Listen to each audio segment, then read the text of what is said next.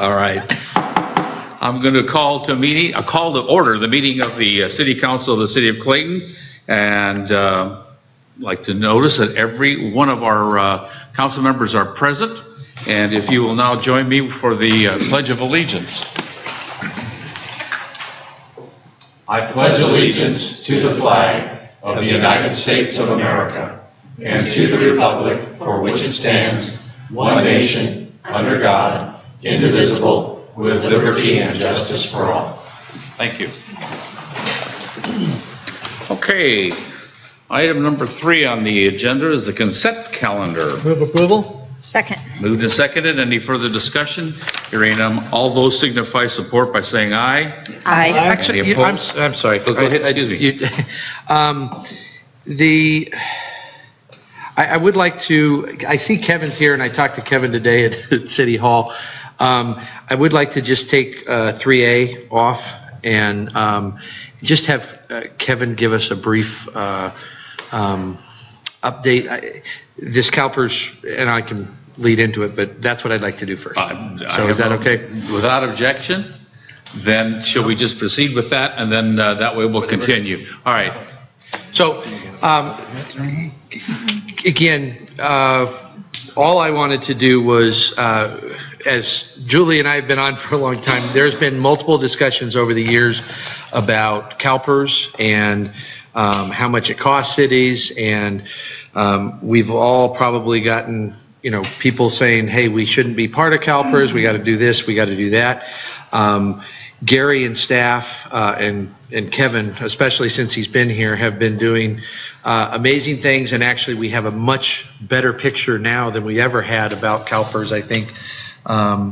And I just think it's important for the public to understand that with all the debates, and you see every 6 months something comes up about another city going bankrupt or having problems and stuff, this is something that Gary and the council, we are looking at all the time, and we are looking at it. And Kevin, the one thing that I just want you to come up and talk about is one of the things we've always looked at is, hey, can we get out of CalPERS even if we wanted to? And I think it's very clear we can't.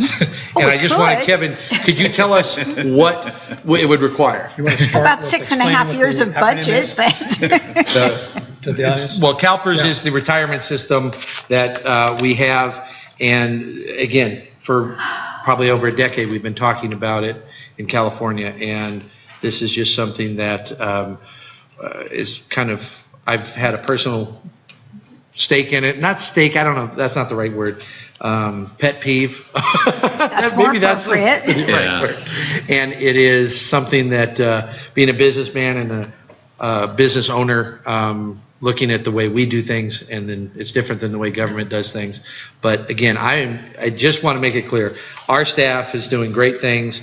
Governor Brown helped us out with legislation that changed some of the retirements for going forward, but we are still stuck in a system that is broken, and unfortunately we can't fix it. So Kevin, I don't want to put you more on the spot than I already have, but just briefly, if you could give a background on how much, what we're doing and how much it would take to get out. Kevin, before you stop, I want to clarify the acronym for the audience and those at home. The CalPERS stands for the California Public Employees Retirement System, and that's the retirement system that Clayton is participating in. So that's what CalPERS represents. Yeah, absolutely. I don't have the specific numbers in front of me of the item that you're talking about. I believe you're referring to Councilmember Shuey of the termination liability. Yeah. And actually those are available on the CalPERS website, publicly available on the annual actuarial reports that they publish in August or September of every single year. And one of the issues, kind of like you talked about the background briefly, is the city's been a member of CalPERS since July 1st of 1975. So since then, of course, the city has grown from what it was originally created as in 1964 to quite a bit larger of it, more complex of an entity. And because we are a part of that in lieu of Social Security for our public employees, we're kind of trapped within that. There is, if you may, an out for the city and all participants in CalPERS plans called the termination liability. Unfortunately, staff, the city manager and I and council has looked at this in the past, and the termination liability right now to leave both of the plans is in excess of, I believe, $15 million.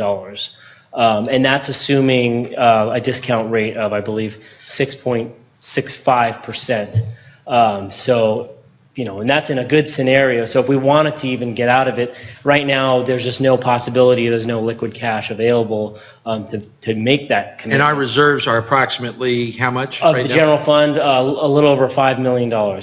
So it's well over 3 times of the reserves. So we'd have to issue, you know, perhaps pension obligation bonds or something else, but then you're still paying an interest rate that may be comparable to that. So I think that's one of the big things you wanted to touch on, and you know, the staff report kind of talks about our requirements as part of the CalPERS cost sharing plan. So because we're a small employer with less than 100 participants, active participants, we do qualify under the cost sharing multiple employer pooled plan in CalPERS. So we're pooled with several hundred other plans, and their plan may have been slightly different when they entered into it, when CalPERS mandated it, I believe in fiscal year 2006, but now we're kind of all kept under that same bubble. So even though, for instance, our, you know, COLAs, which is cost of living adjustments for employees in the past, has been well under the assumed 4% in the cost sharing plan, we're mandated to participate in the plan with that assumption. So even if some employers do offer that and we don't, we still have to make the same contribution percentages based on our other participants.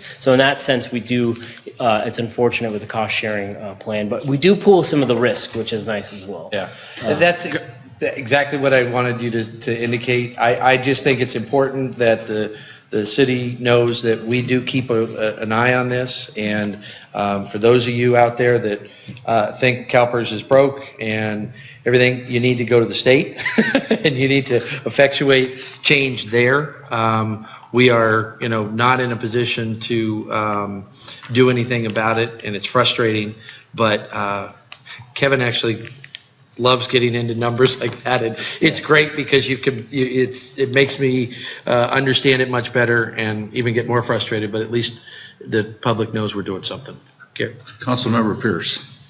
Yeah, I just want to echo David's praise of our staff, but I want to emphasize that even before the state made the changes for a mandatory new tier, we created our own new tier for new employees, which we call a tier 2. Tier 3 is the Public Employees Pension Reform Act, the PEPRA category, which made even more changes. But we had already started doing that. We had already started down that road to be even more responsible than we already had been. And we never went to the highest levels that the other jurisdictions in our county did. We never made those steps. So we've always been close to the lowest in the county. And frankly, the cost to buy our way out of it would be prohibitive if we were to decide we absolutely had to do it for some silly reason. Then we would not only be having to bond or something to pay it off and making payments on that, which would be at a certain rate of interest, but we'd still have to pay Social Security, and we'd have to offer a 401k or similar type of benefit. And all in all, that would cost us more than what we're paying right now. So that would really be kind of a counterproductive move. And so I think what we have to remember is when we put our budget together this year, we set aside extra money in anticipation of the rate adjustments that are coming. And the only thing we might be able to do if we had sufficient funds would be to prepay some of our obligation, in which case PERS would actually have to pay us interest. But we are so close to paying off and getting even that we are so far ahead of any other city around that that is in the PERS system that we should be very proud. We are being very financially I don't responsible. disagree with any No, of that. I'm not challenging. I'm just emphasizing we have gone above and beyond what most cities have done. We are not in the dire straits that most cities are in. And congratulations, staff. Thank you. Mr. Napper, would you like to add? Yes, thank you, Mr. Mayor, members of the council. I was going to impart much of what Council Member Pierce indicated, but I think, and Mr. Mizuno mentioned about 15 million for buyout, but he and I didn't talk before the meeting, but there's actually a range, and that range can go up to $30 million. So depending upon which formula is used, and so the key is if an entity decides to withdraw from CalPERS, it actually then has to purchase from CalPERS an actuarial report, which will say, okay, this is the amount that you owe us to pay for all your past, your current employees that will retire, and any ones that will also retire in the future. That could be as high as 30 million in some of the reports. Let's assume that it would be that, because they're not going to give us a break. Right, and I think you might recall in years prior when there was discussions with former council members, they were asking maybe to get out of the defined benefit plan, which CalPERS plan is. It was, we didn't know at that time, but I often said it was 3 or 4 times, what we might be paying right now. The current city CalPERS contributions are able to be absorbed within the existing budget, and the existing budget is balanced. Councilmember Pierce alluded to the fact that we're getting better. There are some side funds. This is a whole, CalPERS 101 that we can talk probably an hour and a half, but one of those will be paid off next year, and our rate actually drops. Well, what I've talked with Mr. Mizuno about and so forth is next year, let's not take that savings. Let's continue to budget at that higher level, because the following fiscal year will go up because the discount rate by CalPERS is going down.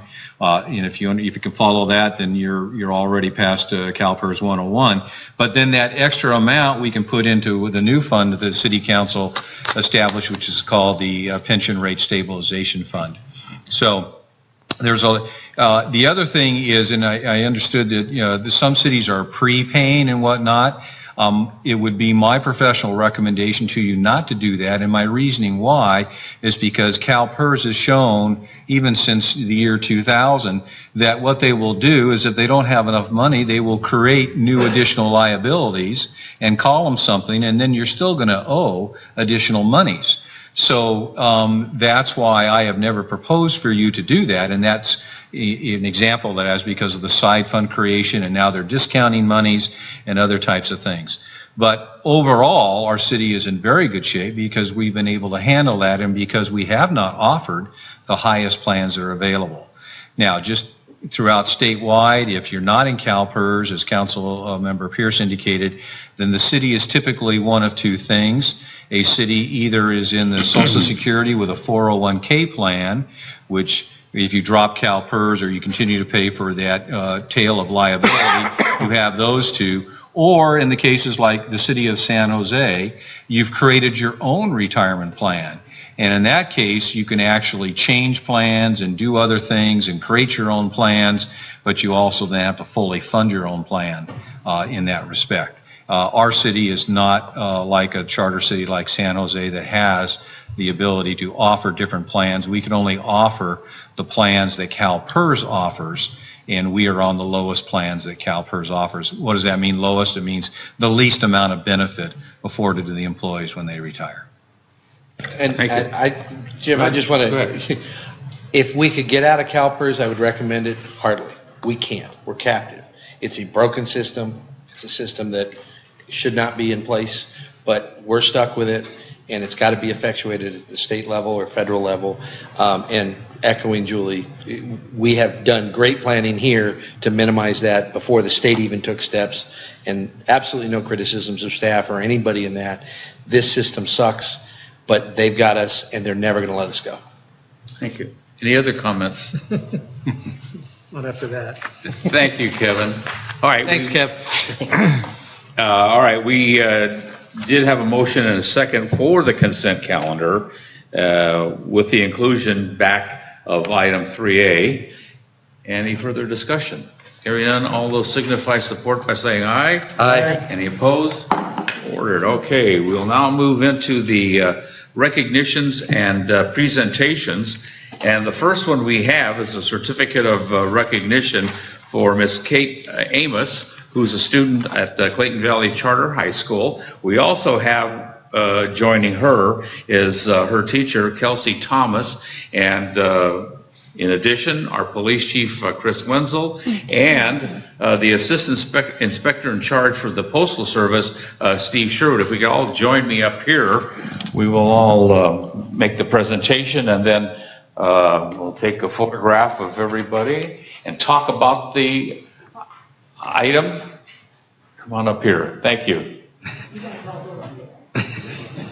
Excellent. Julie's the photographer. Yeah, she's the photographer. That's what it is. She's the transcript today. I knew. That's what I meant. Yes, the certificate of recognition, which is signed by all members of the city council, was for Miss Amos's design work and assistance in developing the joint postal mailer for the Clayton Police Department and the U.S. Postal Service regarding mail theft, which, for those of you that may or may not know, that is a issue here in the city, and the city is doing everything it can to respond to that. And we appreciate the mailer that you put together with the working with the police department and the postal service on that. And I'm going to give you a presentation of our certificate of appreciation signed by all council members. Thank you. And yes. And would you like to say, would you have any comment you'd like to make? No. Would you please? Absolutely. I just want to say thanks to Kate, because she did work really hard last year on a lot of the projects with the police department, putting in her extra time after school and during lunch, and we did a lot of revisions to this. And so I just want to say thank you to Kate, and thank you to Chief for working with us to do these projects. Great. Thank you. Excellent. Thank you. And I know Steve has a proclamation or some award as well from the U.S. Postal Service. Yeah, thank you. It's just a certificate of appreciation presented to Kate in recognition of your outstanding support of the mission of the United States Postal Inspection Service. So I'm going to give you that. And just as a side note, we do really value and appreciate our memberships and cooperation with our local partners and our basically our customers. So this is a great, and Kate said, well, it's just a little thing. And it's really not, because if you've ever been a victim of mail theft or identity theft, if you could have prevented that, I'm sure that wasn't a little thing. So we really appreciate Kate's efforts, and we just want to say thank you. Great. Are we ready to take some photographs? Let's get everybody up here. So I'm going to give a little bit of an overview about Contra Costa Water District and what we've been up to. Now, in case you may not know, the Contra Costa Water District gets its water from 4 key areas. It gets 100% of its water from the Delta. Most of the water is gathered through a variety of different pipelines along this area here, and also near the Pittsburgh area whenever the water quality is in great condition. One of the things that we need to know is, because the varieties of the Delta is dependent upon how much water goes through the Delta. Well, we've got great snowpacks, we've got great water quality that continues to flow through the Delta, which gives us tremendous opportunities to be able to get that water and put it in our reservoir and actually just draw from the water directly with good quality. But because the variation in the Delta during droughts, water quality is going to degrade. That's why the advantage of having a reservoir is really important. We're able to put and store some of that water away whenever it's sweet.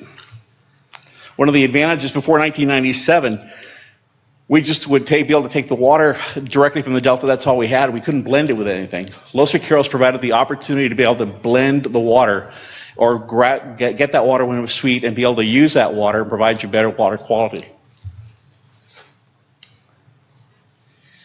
In terms of today, what an incredible year we had.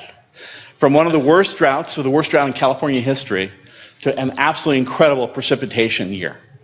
And this is one of the key advantages, I think, about our respective organization, is we had a place to put the water when it was available. We were able to put it in our Los Vaqueros Reservoir. Overall, the reservoir, we had 92% of precipitation of normal this year. Los Vaqueros has 152,000 acre feet of water in it right now. It's never been this full, 95% full. To give you some perspective, if you try to imagine a football field, fill it with 1 foot of water, you've got about 152,000 feet of water, and football field with water, so much volume of water we have up there. So try to imagine it's 28 miles up overall. So it's quite a bit of water we have.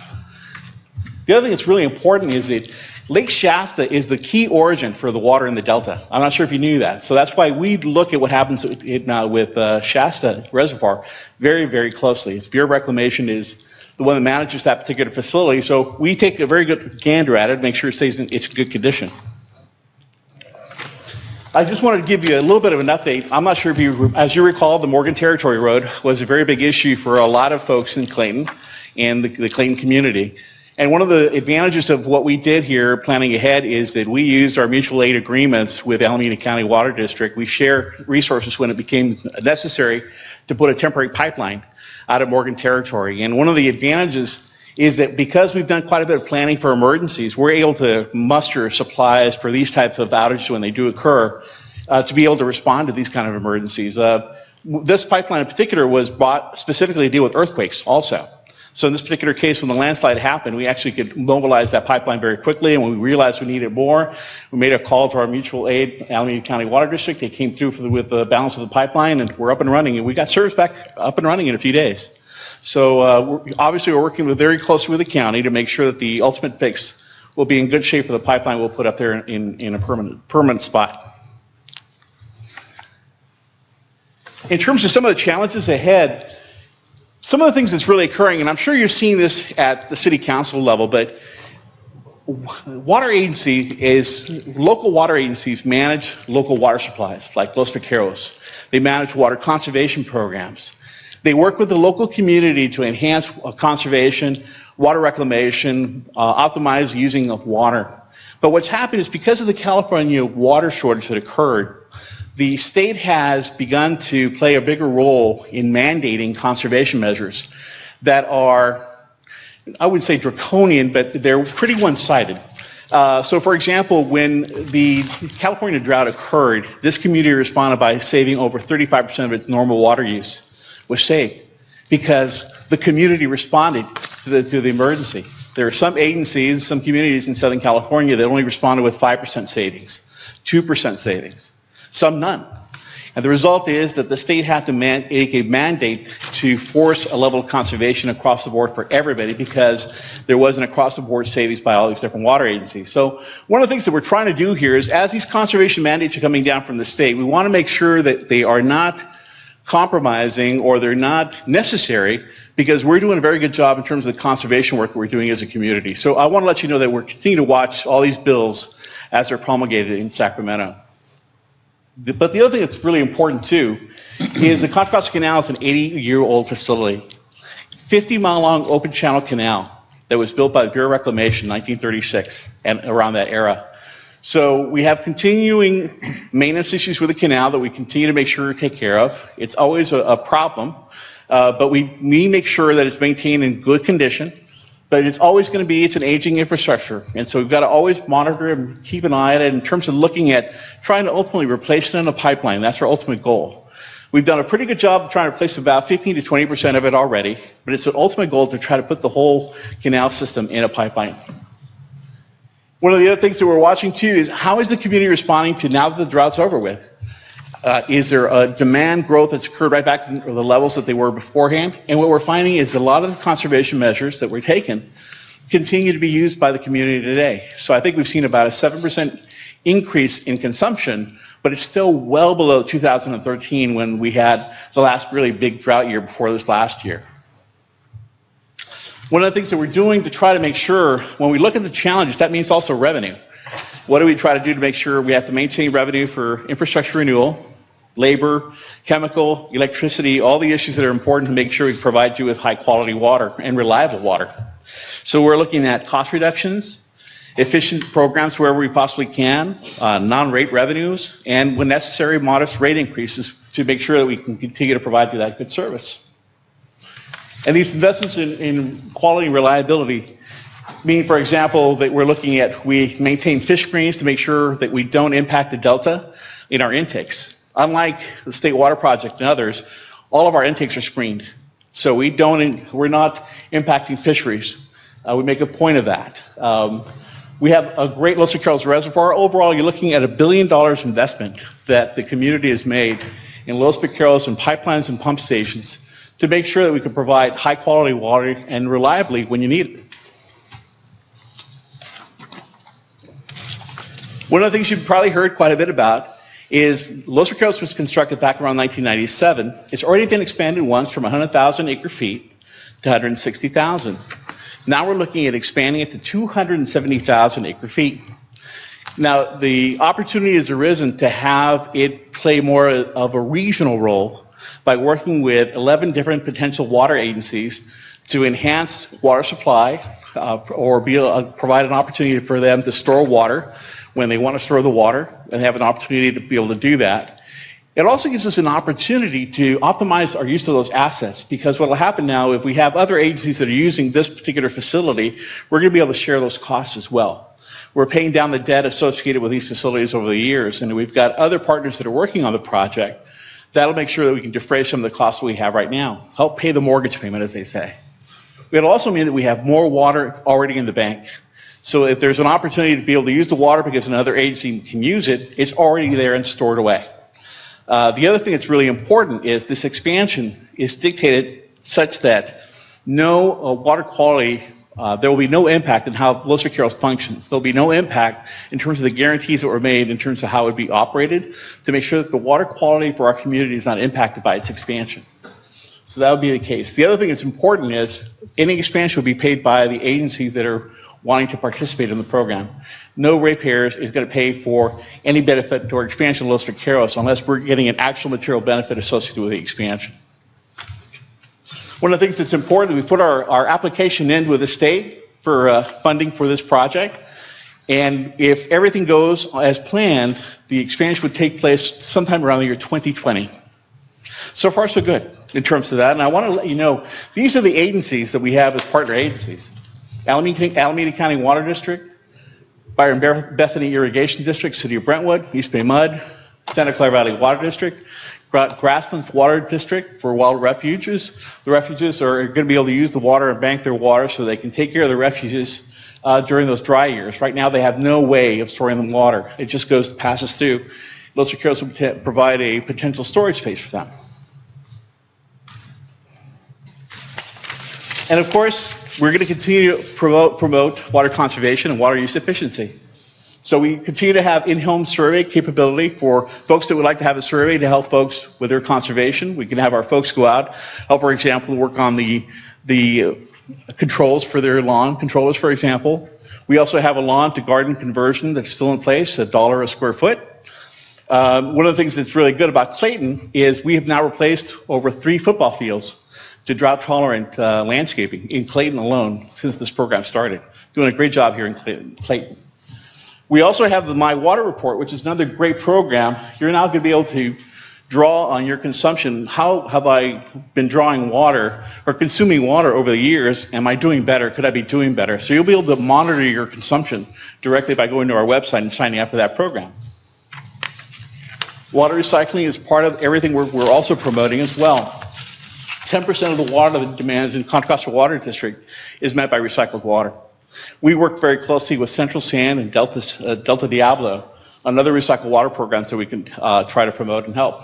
In the near term, we're working with the industrial customers to try to get some grant funding so that they can enhance our water use efficiency. The other thing that's coming in the intermediate is we're working with the Concord Naval Weapons Station on the expansion. Our goal is to really promote recycled water there in a very big way.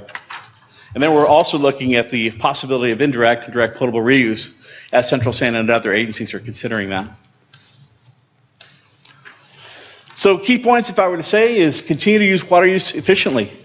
The drought may be over at this particular point in time, but it could be back in a heartbeat. The expansion of Los Carrols will provide continued flexibility for Contra Costa Water District customers, and we have my commitment. I'm going to continue to make sure that we're going to be prepared for droughts. We're prepared to provide continued reliable water service to the city of Clayton and all of our customers. The key thing that I think has really helped us is that in our tool chest is we had a place to put our water when the water was flowing through the delta. And the expansion of Los Vaqueros will allow us to actually put more pumps in the delta to be able to put more water into Los Vaqueros during that period of time when it passes through the delta, which is kind of important with climate change potentially happening here. So thank you very much for the opportunity I've had to share with you a little bit about what's happening at CCWD. If you want more information, give us a call at 688-8000 or visit us on Facebook or our website. And thank you for the opportunity to give you this update, and I'd be happy to answer any questions you may have. Ernesto, yes, go ahead, David. Ernie, thank you for the presentation. Becky. I think it's very helpful for customers here in Clayton as well as Contra Costa to be assured that future planning is occurring now and that the additional storage, particularly the expansion of Los Vaqueros, is capturing water that will be used exclusively in the local area. So the idea is it's not going to be shipped out of the area once it is stored here. What will happen is the water will be used by the partner agencies that I noted here. It'd be within the 9 Bay Area counties is where they'd be able to use that water. The only exception being the grasslands for the water refuge that is directly south. But that's clearly for an absolutely wonderful ecological area. If you haven't been down there, I really encourage you all to give it a try. It's absolutely amazing to be able to use that water to restore so much habitat. That would be the only, I think, part of the water that could potentially be used outside of the 9 Bay Area counties. Okay, thank you. Yeah. David, I believe I know the answer, but I'm going to let you to say it. I always get this question when people go, well, if we had so much rain, why isn't it completely full? And when you say 95% full, can you explain to the people why it's not 100%? Yeah, and so the issue is what you try to do is you try to maintain a little bit of freeboard. So what will happen is the wind will kick up a bit. And so if you have it too full, the water go over into the outfall and you start having the spillway get full of water. And so the wind will actually spill the water over the spillway for the most part. So that's really basically why. If you get, we could actually optimize another 1 or 2% for the most part, but frankly, it's in pretty good condition right now. Kind of designed for it. Perfect. Thanks. I have two quick questions. So sounds like in terms of water supply, we're in pretty good shape right now. Yeah. So I'm curious though, what's sort of from a local resident's perspective, what's the most impactful thing they could do to still be mindful of the water supply and, overconsumption? Is it changing your lawn? Yes. Is that? Yes, absolutely. If you look at how much water is used by the traditional residential user, 50% of the water is used in landscaping. 50% is indoor use. So if you can use high efficiency appliances, water smart efficiency appliances, that really helps quite a bit. But just being able to change the way you water your lawn has a tremendous impact in terms of water use overall.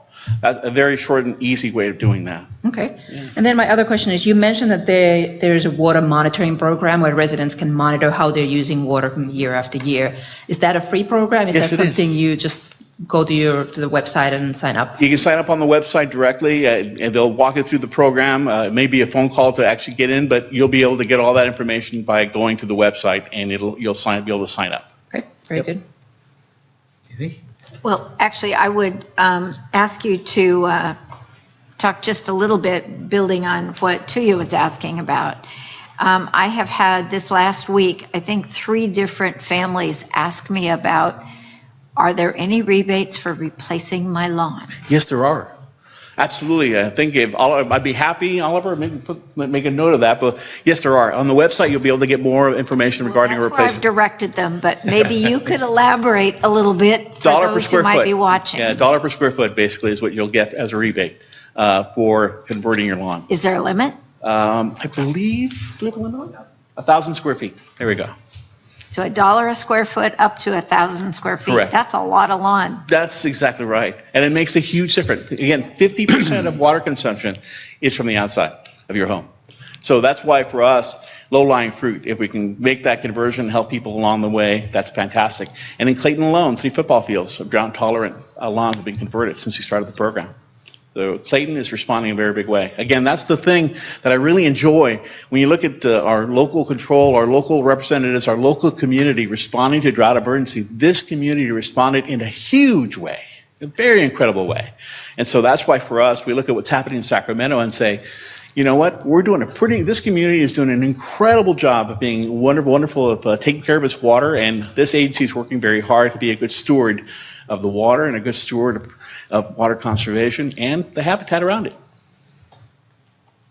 One final question for me is, one of the things that I'm interested in is the drinking water.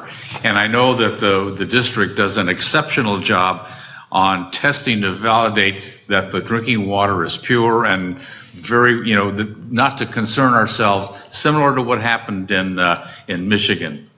Which absolutely, we do quite a bit of testing. We have an incredible sampling program. First off, we have state-of-the-art water treatment programs and water treatment technology from ozonation, deep granular activated carbon, and almost 7 feet of it. It's absolutely amazing the different technologies that we use to treat the Delta water.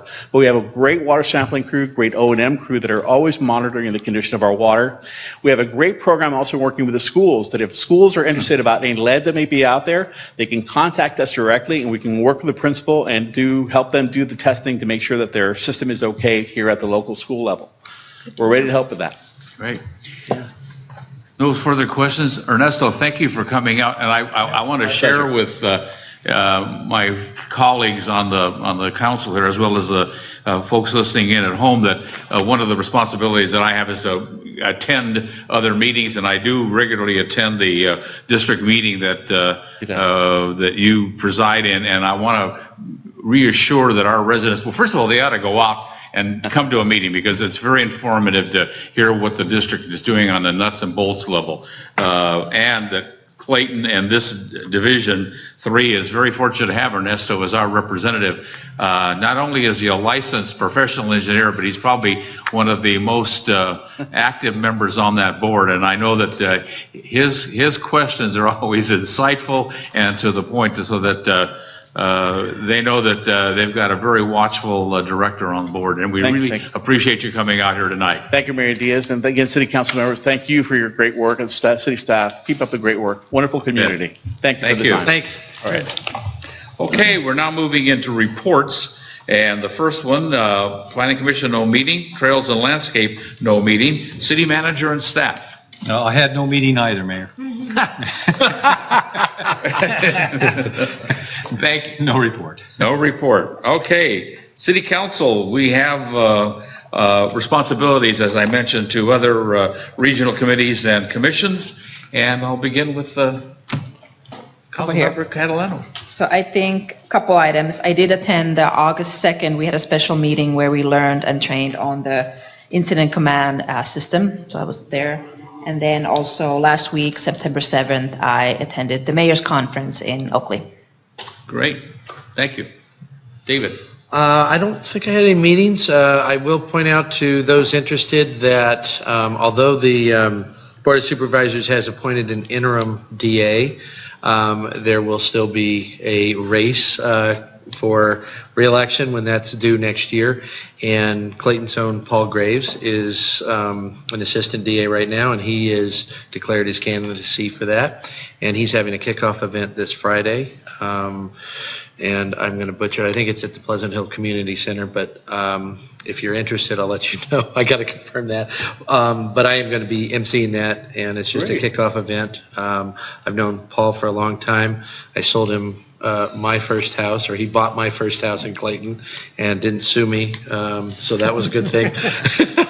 And he is a great guy. He's currently in the kind of the special victims unit, sex crimes, and extremely dedicated and conscientious person, and somebody I heartily endorse. So, excellent. Keith. Also went to the August 2nd meeting, the emergency preparedness meeting that the council attended. Went to a special meeting as well, selecting our new city engineer. That very pleased with that announcement that when that was made public. Went up to Oregon for a while for the total eclipse. Came back for the mayor's conference. Also went to that in Oakley on the 7th. On the 14th, last Thursday, had the pleasure of attending the 10th anniversary of the Habitat Conservancy Plan. It was out at Roddy Ranch, and a beautiful setting on a beautiful afternoon. And it was very reassuring to have so many representatives of all the different groups that had worked on preserving open space in Contra Costa, eastern Contra Costa area. We had representatives from the builders, from state and federal planning agencies, certainly from all the jurisdictions that were covered, as well as the original board members. So we kind of teased that they weren't sure when they first started if they'd be able to celebrate in 10 years with their accomplishments, but they were all there and able to be very proud of what they had accomplished, which they continue to refer to as the additional 13,000 acres were added to the Conservancy's acreage that they managed to protect for future use and enjoyment of our open space in Contra Costa County. And then finish it off with Saturday attendance at our last concert at the Grove. So, Jim? Big night, big Yep. night. Councilmember Pierce.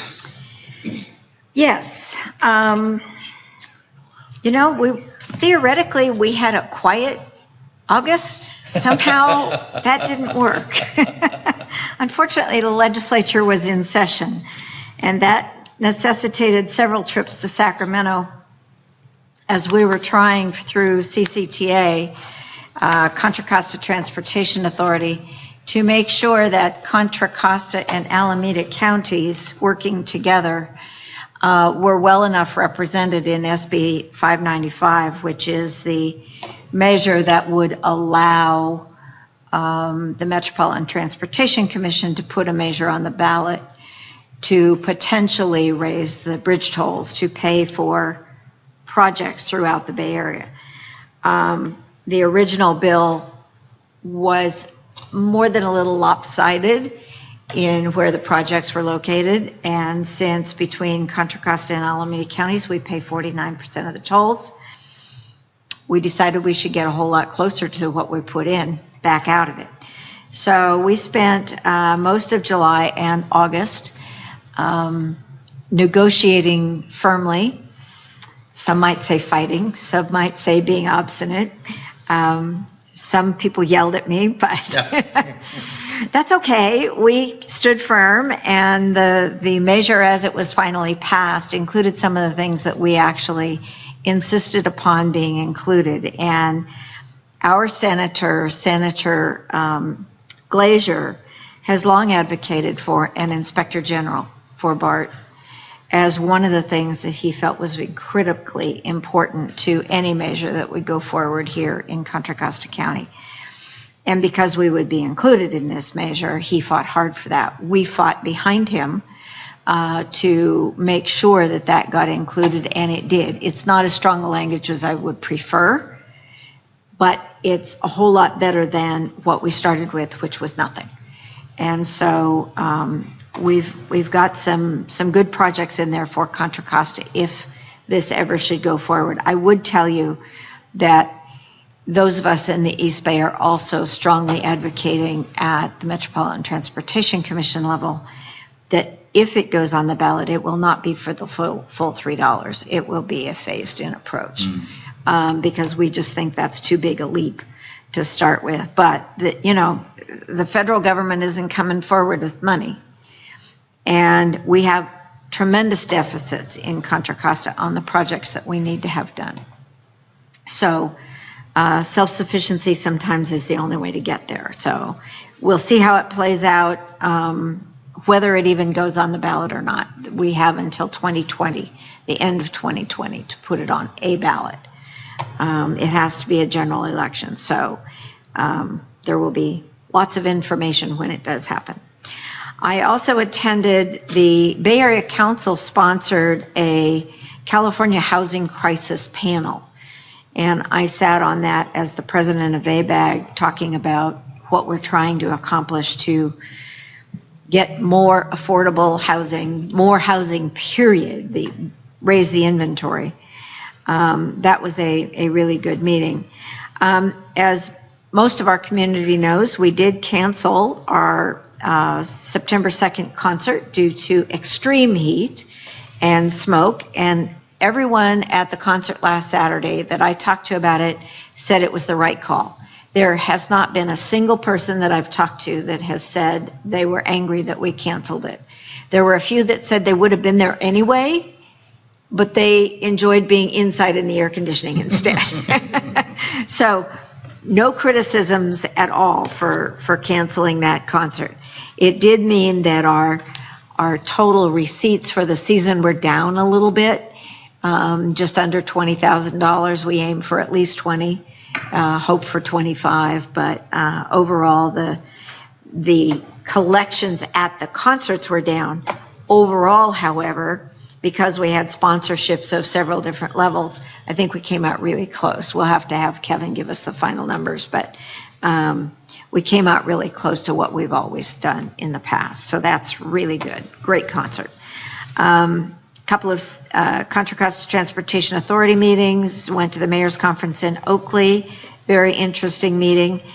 A couple of Metropolitan Transportation Commission meetings and a Bay Area Regional Collaborative meeting last Friday where we talked about resiliency in the Bay Area and sea level rise. And this committee, which is made up of representatives of all 4 regional agencies, the Air District, the Metropolitan Transportation Commission, ABAG, and the BCDC, Bay Conservation Development Commission, meeting together.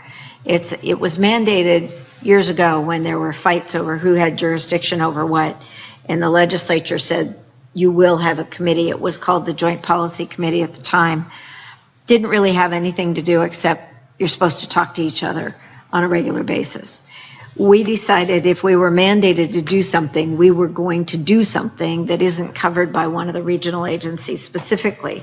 We all touch it a little bit, but resiliency and addressing sea level rise, and resiliency in the form of responding to the threat of storm surge and sea level rise and earthquakes and fires and any other emergency that might strike the Bay Area is something that no one agency can do. But the 4 regional agencies working together can actually affect some real change. And you may have seen the competition that is being done now for folks to come up with innovative projects to address sea level rise throughout the Bay Area. And that's sponsored by this committee. So really interesting stuff going on there. And I just returned about an hour and a half ago from the Railvolution Conference in Denver, Colorado. An opportunity to talk about transit as it's used around the country and do some amazing out in the field kind of tours, and had the chance to ride their new rapid transit and light rail system, which if you haven't been there in the last year is not the same as it used to be. They just opened their A-line from the airport directly into Union Station in downtown, which has been completely rebuilt, absolutely gorgeous. You can go almost anywhere in the Denver metropolitan area on a train directly. They are clean, they are quiet, the stations are nice. It's something to aspire to. And great connections to the bus Thanks for bringing us down. Well, if you have an opportunity, it's a great place to visit. I mean, you can get almost anywhere now. And their main drag from Union Station all the way out to their City Hall area is a free ride. Every single traffic signal, you have a bus. I did it at least twice. Yes, it's absolutely amazing. Yeah. And you just hop on and go wherever you need to go. It's just really terrific. So, good trip. Thank you. Okay, with my schedule, we did wrap up the car shows. That was all completed early this month. Attended a number of concerts throughout the year. And worked hard doing the setup and takedown. I appreciate that. Thank you. Jim is the one that gets it done. Attended also the Relay for Life. That was a great event here at the Grove Park. Later that day, I went out to Troop 484's Eagle Scout ceremony, where they nominated and presented 5 scouts with the highest rank in scouting, the Eagle Scout Award. Great event, great event. Played at the Cops for Kids golf tournament, which was the 19th annual up at Oakhurst back in late August. I've attended a number of county connection boards that I'm a member of, and the soapbox derby, that was another thing. David, we missed you out there. I understand you had other pressing matters, but usually David's out there launching all the vehicles off, and it was a great day for the community. I do want to make mention, I also went to the special meeting that we had to appoint our city engineer, who's with us tonight. I do want to mention about attending several of the mayor's conference, but the one in Oakley, I want to particularly thank Councilmember Pierce for authoring a letter that reappointed me to the East Bay Regional Communications Network organization. I was filling out the term of an unexpired term, and now I got appointed for as an alternate for 2 full years out to 2020. But that's a very important board. They handle and oversee all of the communications, radio communications for the emergency services throughout the Contra Costa and Alameda. Spent the last part of last week in Sacramento attending the League of California Cities series of meetings, and also attending the Public Safety Services Committee that I am a member of through that. We all ended up that afternoon in Steve Glazer's office, and there was probably, I don't know, 24 of us in there, all from the county, all the mayors and city council members who attend the league. The senator then invited us all to the gallery of the Senate, which was in session. And I want to tell you, he, from the Senate floor, introduced each one of us individually at that event. And I mean, all those senators were looking up at us and wondering who are all these people that were there in the gallery. But it was quite an event. But Steve is an excellent representative for us as our state senator, and what he does, as Julie has alluded, keeping a watchful eye on the important issues that come up before the Senate. Later, we all attended a couple of receptions for both Republic Services and others. All in all, a very busy conference up there.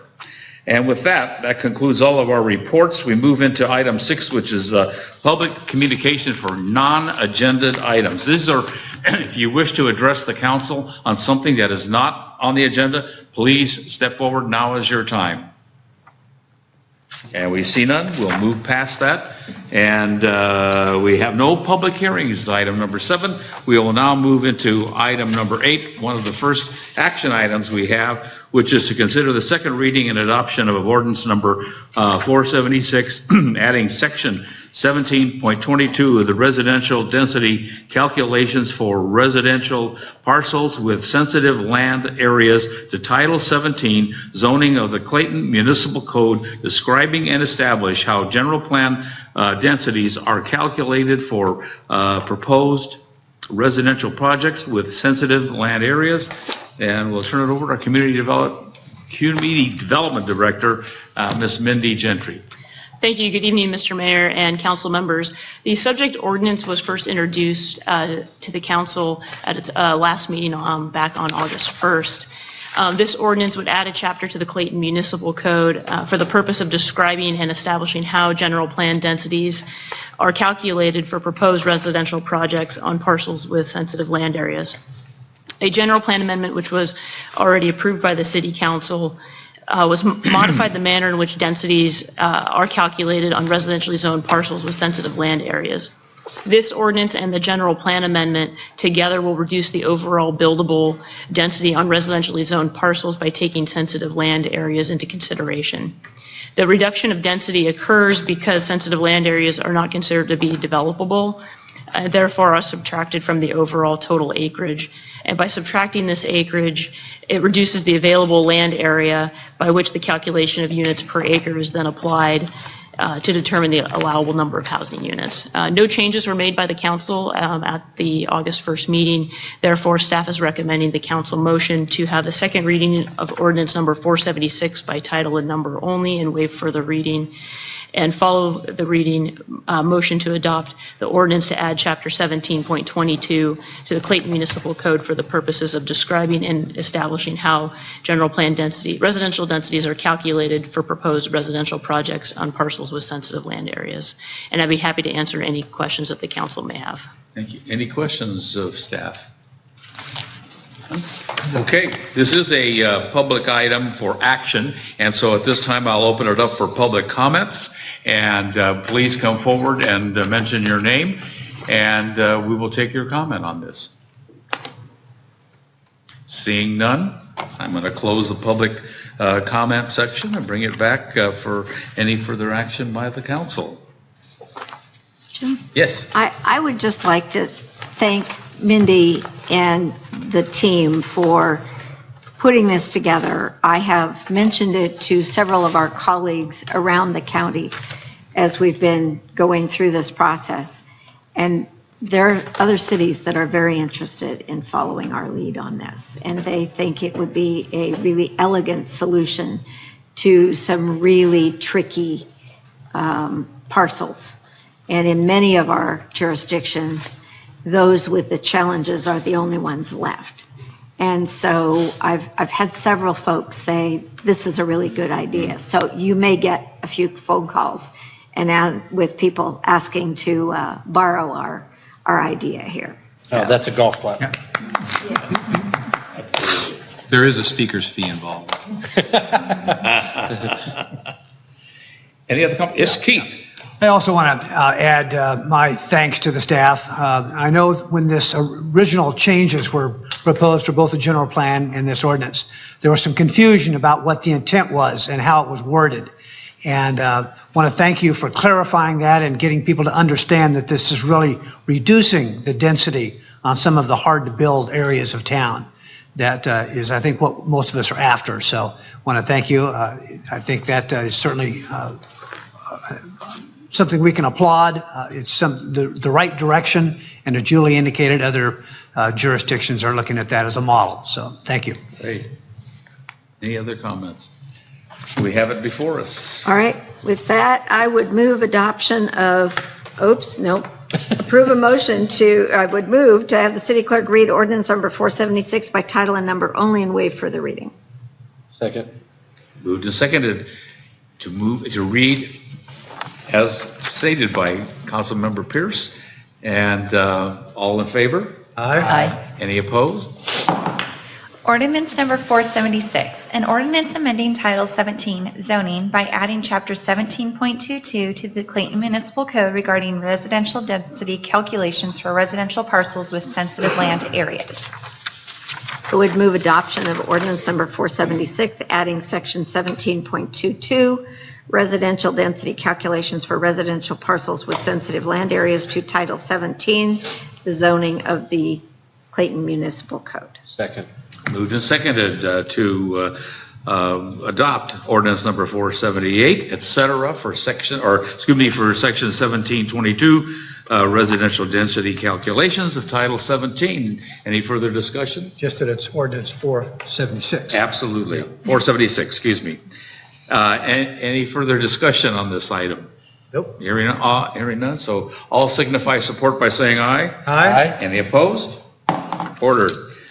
All right. Item 8B is to consider the second reading and adoption of ordinance number 477, adding section 15.96, electric vehicle charging stations to Title 15, building and construction of the Clayton Municipal Code to establish an expedited and streamlined permitting process in compliance with state law. Ms. Gentry. This ordinance was also introduced on August 1st to the City Council, and it would be implementing AB 1236, which requires a process to streamline the approval of electrical vehicle charging stations. Essentially, any application made for an electrical vehicle charging station must be approved administratively through the issuance of a building permit. and review of the building official is limited to health and safety requirements of local, state, and federal law. This process will be enacted in coordination and in consultation with the Contra Costa County Building Division, since the county does provide building permit and inspection services to the city of Clayton. No changes were made to the ordinance at the August 1st meeting. Therefore, staff is recommending the city council have a second reading of ordinance number 477 and read it by title and number only and waive further reading, and motion to adopt the ordinance to establish an expedited and streamlined permitting process in compliance with state law. And I'd be happy to answer any questions. Any questions of staff? This is a public comment item under action items, so I will now open it up for public comment. Again, you're able to address this issue. Come forward and state your name. No one such. We're going to close the public comment area and move back to this for action on this item. I move that we have the city clerk read ordinance number 477 by title and number only and waive further reading. Second. Been moved and seconded to consider the second reading for ordinance number 477, adding section 15.96. Any further discussion? Hearing none. All those signify support by saying aye. Aye. Any opposed? Ordered. Ordinance number 477, an ordinance adding chapter 15.96 to the Clayton Municipal Code, establishing procedures for expedited permit processing for electric vehicle charging stations. I move we adopt ordinance number 477, adding section 15.96, electric vehicle charging stations, to title 15, building and construction of the Clayton Municipal Code. Second that. Moved and seconded to adopt the ordinance number 477, adding section 1596 to the title 15 of the building and construction of the Clayton Municipal Code. Any further discussion? Hearing none, all those signify support by saying aye. Aye. Any opposed? Ordered. All right, moving along, we will now move to item 8C, which is to consider the adoption of a resolution amending the city's fiscal 2017-18 capital improvement program regarding the 2018 Neighborhood Streets Project, number 10436, recognizing additional state revenues of $76,157 allocated to Clayton in the fiscal 2017-18 for a new state-regulated road maintenance and rehabilitation fund via Senate Bill 1, the Road Repair and Accountability Act of 2017, establishing the list of neighborhood streets to be treated in 2018 using said monies. Mr. City Engineer, welcome. Thank you, Mr. Mayor and members of the council. As was read, Senate Bill 1, enacted earlier this year, gives additional revenues to the city for street maintenance. One of the requirements of obtaining that revenue is to have a list of the streets where the revenue will be used, and that has to be included in a council resolution and amending our capital improvement program to include those streets. So we've come before you with the list of streets that we would like to have designated as our RMRA streets, or RMRA funded streets, so that we can include those in the list of the project that will go before the CTC. And with their approval of that project list, we will be cleared to receive funding through this program beginning in January 1st. The reason and the way that we selected the streets, this group of streets will be included within the 2018 Neighborhood Streets Project. These are a few, the first on the list of those streets that we're including in the project. The reason we selected the first of the list was in discussion with the finance manager. One of the ways to account for this is first in, first out.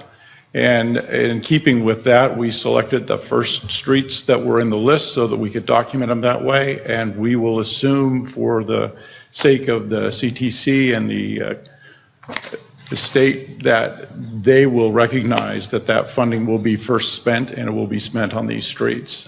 That way we can include it in a larger project, gain economies of scale, and not have to separate it out into a separate standalone small project. As you can see, the streets that we've selected, and that's the end of my report. If you have questions, I'll be happy to try and answer them for you. Thank you, Scott. Any questions? Yes. I have a question. So it sounds like this is sort of an annual source of funding, I believe. It is an annual source of funding. That is correct, yes.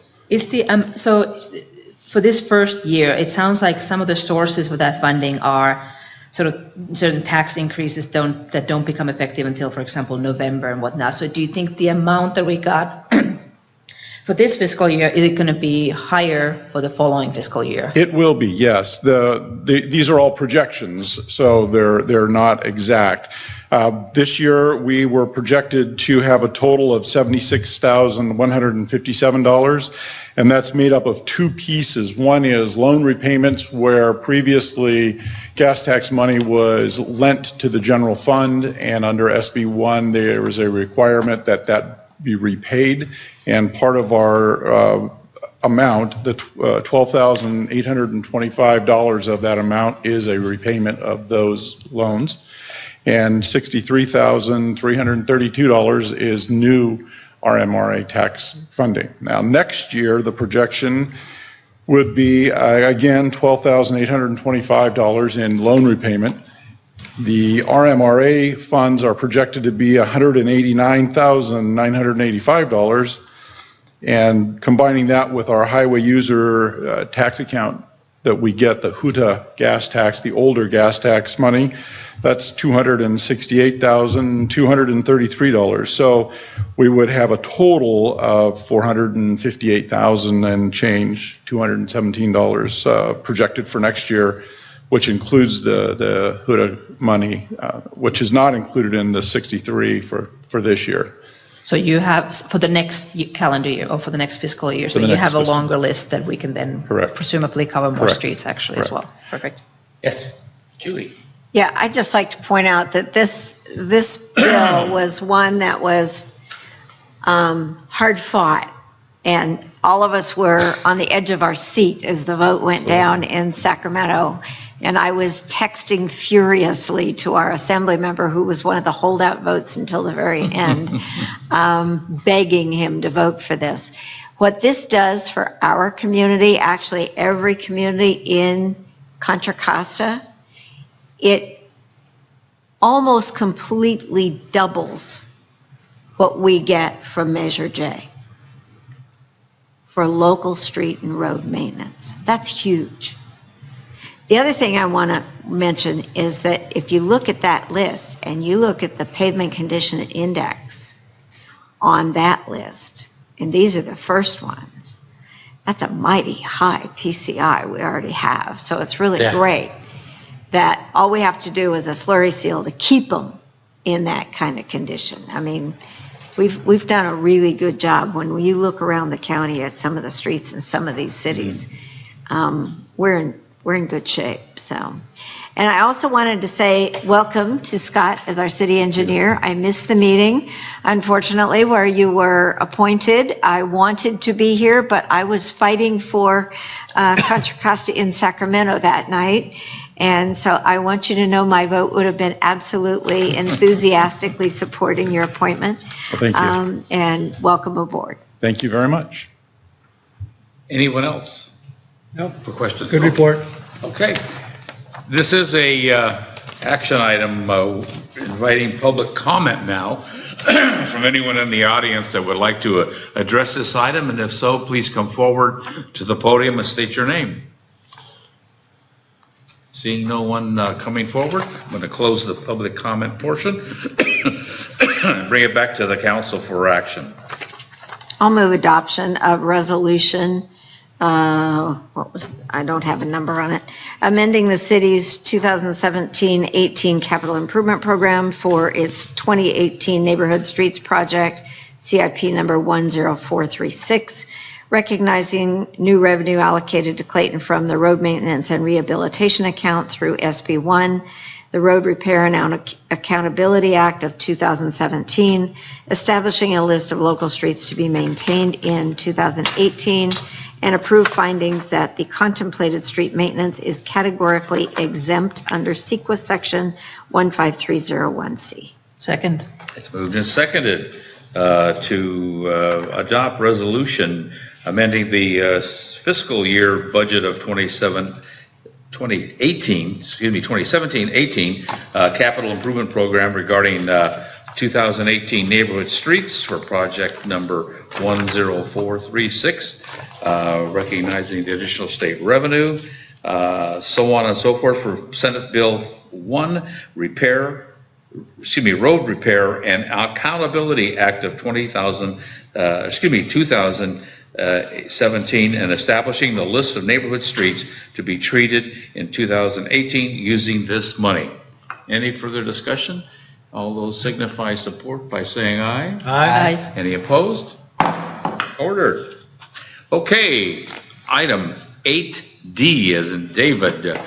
This is a policy discussion and direction on whether to prepare an ordinance to establish local regulations on the use of unmanned aerial systems, also known as drones, within the city. Chief Chris Wenzel.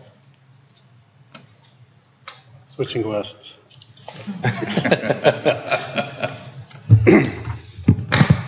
Thank you, Mayor, Council, City Manager, staff. The City Manager tasked me with this unique opportunity to learn about drones. And as a matter of fact, it is pretty interesting dealing with the FAA and looking at what state and local governments, how they're dealing with the drone device itself. What I try to do here in the paperwork I provided was to show you what's going on in the area, what's going directly in the area with the state parks and East Bay Regional Parks. The difference is there where one park says no, absolutely not. State park says yes, you can use them. So the conflict is knowing exactly where you are when you're using these items, what cities are doing, regulating the use of drones. This is basically being presented as recreational use of drones. We'll deal with the commercial use as they're already studying it right now on deliveries. And Amazon back in 2012 was jumping all over this, looking at the drone and the weights and what we can deliver with the use of these drones to save money. The ordinance I provided, which seems to be the guideline, one of the first agencies, City of Richmond, in this document that you have, pretty much covers what I believe is an accurate document that will deal with drones and their usage in our city. There is a concern, studying it some more after presenting this to the city manager, that I'm not positive, and I may have to talk to the city attorney regarding the registration of these recreational drones. In the document from Richmond, it says you will register it, but yet when I read Oakley's, there was some conflict interpretations regarding the registration of a recreational drone. So I like the idea. It's easier to track, even though the FAA has a problem doing that right now because they're issuing registration of these, or the stickers, and they're not tracking well enough to give to local law enforcement to figure out when we do deal with a drone, how do we identify the owner? Did that person get the proper, go through the proper procedures in getting this registration? So looking at getting some direction from you because of Clayton, its locations, the issues that the parks are having, with the wildlife. The other issue, I apologize, I forgot that, I was calling up the school district because they have a lot of flat land there. It's a typical place you would go and use a drone. Well, right now they don't have a policy other than they do use drones as part of their educational system, showing the kids and the science of it. So they are allowed to use them under the supervision of an instructor. So, and they don't have anything posted yet on their properties that says, no, you cannot have a drone on this. So they haven't addressed it yet. But they're telling me that, no, you can't, yet it's not posted. So that's something they're gonna have to deal with. And hopefully it's kind of a cooperation. Don't allow it to happen, and then we say no in the city, or we allow it and they say no. So it's kind of, we need an understanding in the surrounding area. I don't know if you have any questions you would like to ask. It is complicated dealing with the FAA and state. At first, they were like this, who's going to control this item? And then the issue of trespassing privacy, I don't see the FAA sending out agents here to deal with that. That's our issue. So we do have to work together in a partnership and deal with those issues. And that's probably our biggest concerns, is where these items can fly. It's a public area is basically where I can see it's where it's flying, and it's not in a private property area. And then where do you establish that public area? And so that's, there's not going to be too many places where you can actually do it other than your own personal property. And there's height limits and there's speeds. And as you look in the ordinance that Richmond provided, it pretty much covers everything.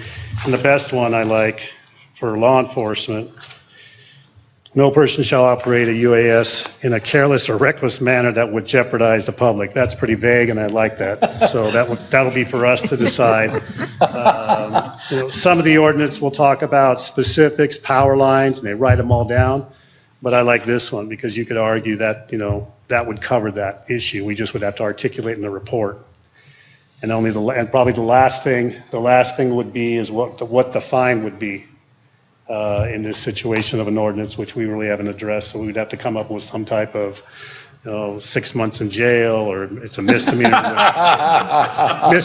with $250 fine or something like that. Or you turn your drone over to the chief. No, I think actually it would be, since it'd be codified, it would be an infraction or a misdemeanor automatically in that situation. But I don't know what would be the fine.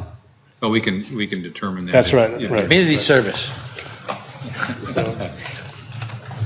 Any questions? Council members have questions. Councilmember Galano. I have a good question. So I guess one issue is certainly the privacy issue, but I'm wondering, are you getting complaints from people about drones in our community? We did have at least one complaint that was flying by, and they asked some questions about it, and you're going to see the difficulty of it by the time we get called. Right. It's something that there's limits how far these things will go, and then how far we're going to be able to trace it, track down the individual that has it. So we just have to do the best we can when these situations do happen. And at the end of the day, that's what's going to be, that we have guidelines or laws in place, and we do catch the individual and then take the drone and go through the process of establishing some type of punishment. But it doesn't sound like it's extremely common complaint in our community. Well, right now, no. Right. But the industry, from what they're saying, there's going to be millions of them in the next couple of years, the drones. And as the technology gets better and it gets cheaper, and they're going to be all over the place. And then the business industry is looking at this as an opportunity to save money instead of having delivery people. So you can imagine, like I said, Amazon's looking at this, and that's a whole different issue down the line. But if they could figure out a way where they can make deliveries with a drone. So, Julie. What cities besides Richmond and Oakley have taken action on this? I know for sure Richmond and Oakley. I'm not positive. There are several others. I don't believe Contra Costa Sheriff's Department actually has a drone that they use for law enforcement, but I don't think they have anything yet that relates to recreational use. I guess my concern is, are we borrowing trouble before we need to? I understand the need to be cautious. The FAA has put in some vague rules, and a lot of people don't know what it really means. They sound very draconian, but I guess I wonder how necessary it is.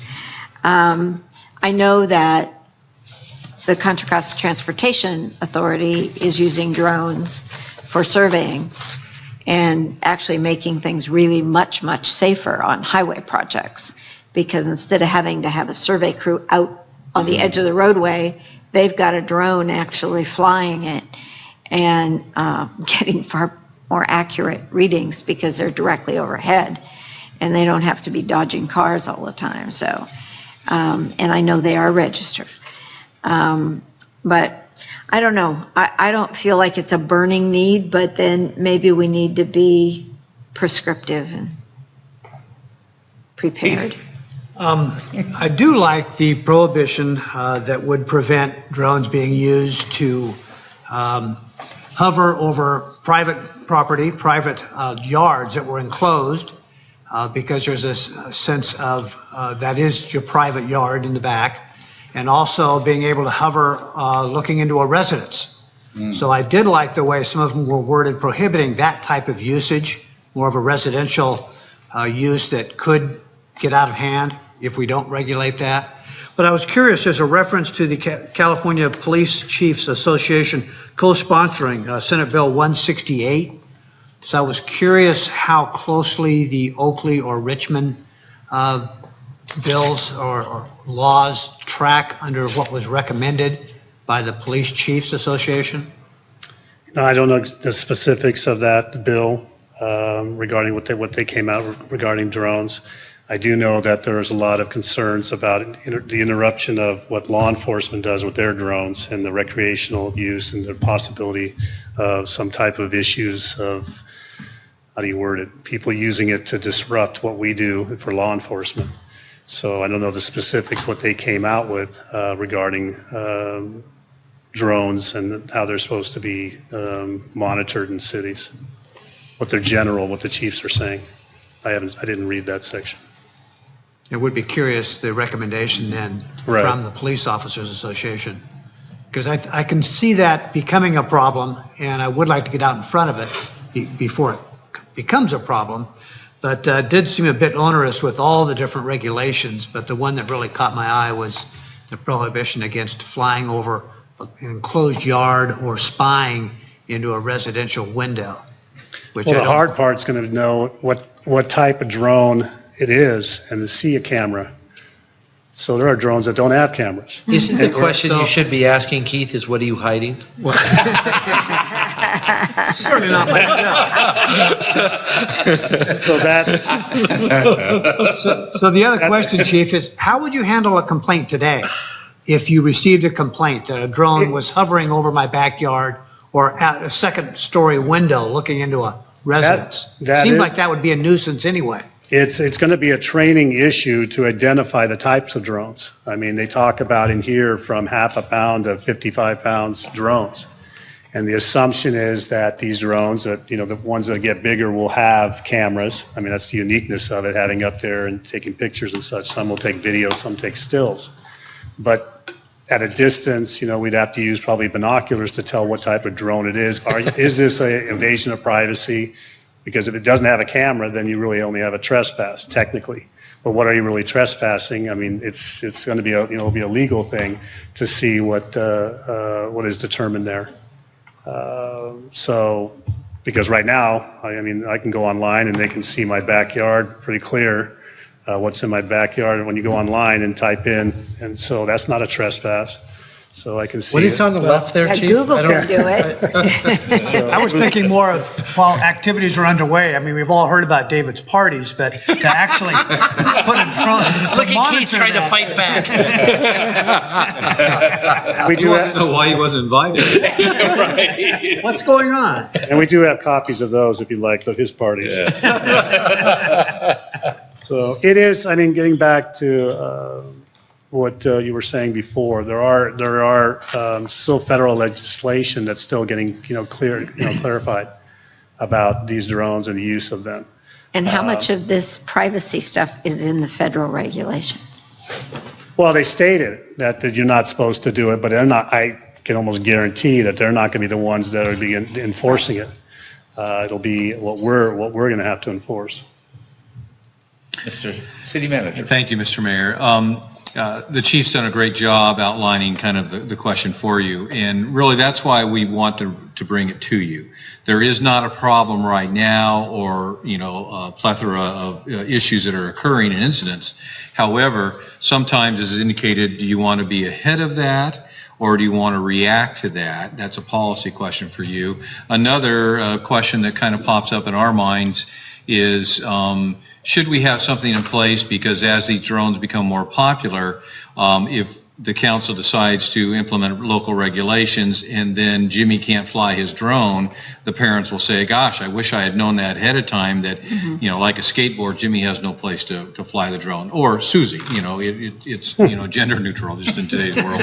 So we do have some codes on the book that talk about trespassing and other issues, but it was one of those things, kind of like the Airbnb that we brought to you and whatnot. We're not necessarily pushing this. We're just giving you a glimpse of what could be coming and how some cities have already reacted. We can certainly take your direction to staff go back and fashion something, or, okay, thank you, I think we're okay for the time being, just kind of monitor it and let us know if it becomes a driving issue and people are saying, what do you mean I got a ticket? You don't have a drone law, or something along those lines. Anything else? Other than, I hate to admit this, but I found one in my backyard about a month ago, and it's now under the custody of Republic Services, so I didn't do much with it beyond that. But it was surprising me. I didn't even think about that. But Did it have a camera on it? I don't know. I honestly, I looked at that, I go, what is that doing there? And I said, I know just the spot for it. Anyway, thank you, Chief. If there's no other questions. This is a potential action item, but I do want to open it up for public comment. And if anyone has a comment on this matter, please step forward, state your name, and we'll take your input. Seeing none, I'm going to close the public comment portion and bring it back to the council for further discussion, action, or your pleasure. Well, I kind of go back to, I would like to see what the National League of Cities and the California Police Chiefs Association's bill looked like, how they worded that, how inclusive was it. I'd be just curious to see that and factor that into our consideration. Okay. Yes, sir. I think we should table this and wait, maybe bring it back, you know, in 6-8 months or a year. We're a small town. Our police are pretty interactive with the community, and I think this is something that Andy and Barney could work out with people in Mayberry, and I think we could work it out with our citizens. So I'm kind of the opinion that maybe we're barking at something we don't need to. Yes. You know, I think I would like to know a little more about, has the state done anything statewide? What all is in the federal regulation? I mean, we've got 2 park areas on our border. We've got State Park, obviously, with one set of rules. We have the East Bay Regional Park over the hill with another set of rules. If we come up with a 3rd set or a 4th or a 5th set of rules, it gets very confusing. And I'm wondering if there's something that is more consistent already built. Well, it could very well be that sometimes when you get too far in front of an item, you take action and then the state is slow to move and the state creates some statewide regulations. Right. I think that's what that could be following and maybe trumps a lot of the effort we had on the front end. So that certainly is a valid reason to use Trump on purpose there. Oh, no, I could, no, I'm on a roll, I guess. But, that's another reason where you just say, okay, thank you, staff. We're alerted to it and let people know that, you know, invasion of privacy can be handled in a variety of ways, not necessarily with a drone law on the books, and wait and see what happens statewide, much like you did on the energy and on the plastic bag ban. Yeah. I mean, we looked at it and said, you know, it's not ripe yet for us. And I kind of think that's where we are, but as long as, should there be a problem, and we probably ought to be tracking whether there's a problem, it sounds like, as the mayor said, it probably falls under nuisance category for a lot of things. And let's see how many nuisances we have before we get draconian.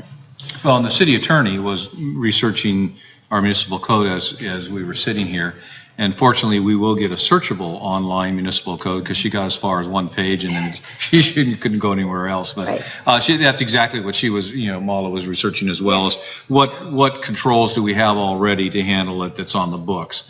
And do we need anything more specifically designed? And again, staff is comfortable with that. We just, in part of our continuing duty to keep you informed of issues that occur statewide, to let you make those policy decisions because you're the elected officials of the city. If anybody wants to fly a drone over Keith's house, do it before we.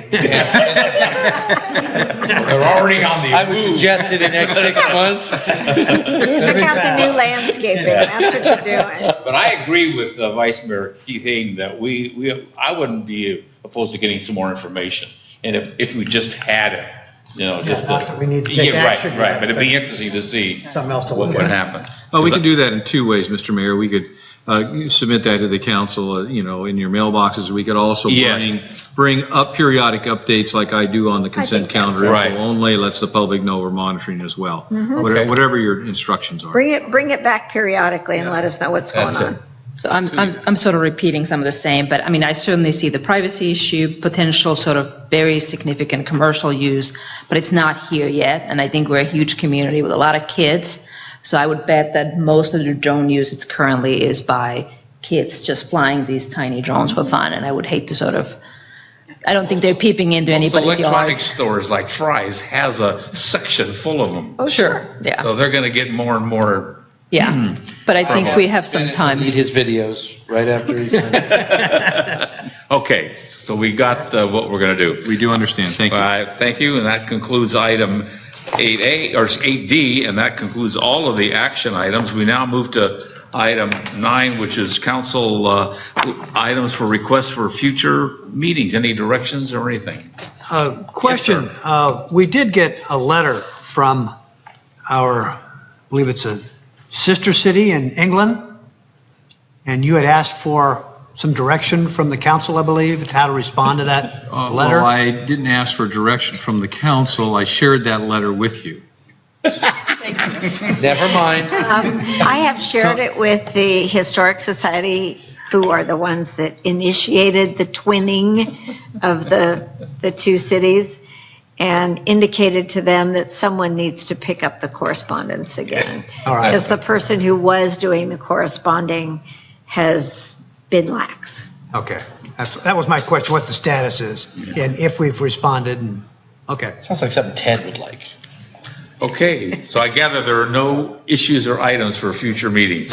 All right, that concludes that item number 9, and now we will move into closed session per Government Code Section 54-956.8, conference with our real property negotiators related to the real property at 6005 Main Street.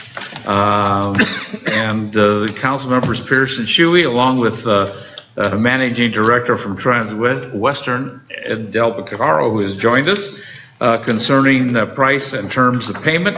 Negotiating parties include Vestia Development Group and Fulcrum Development. We'll now move into closed session and report out when we're finished. Thank you all for attending. Thanks, Scott.